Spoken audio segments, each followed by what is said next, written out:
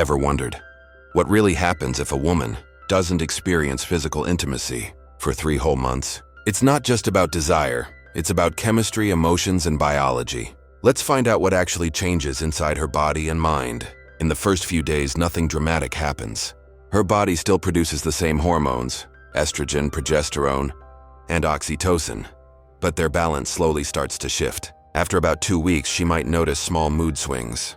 That's because physical closeness boosts dopamine, the feel-good chemical, and without it, stress levels can slightly rise. Her body might also experience mild physical changes. Due to less circulation in certain areas, tissues can feel a little dry or tight, but it's totally normal and reversible. Now comes the emotional side. Without intimate connection, some women might feel more distant or lonely. That's because physical bonding releases oxytocin, the love hormone, which helps build emotional closeness. But here's the twist. Taking a break from intimacy can also have benefits. Many women feel more focused, emotionally strong, and mentally clear after a few weeks of personal space.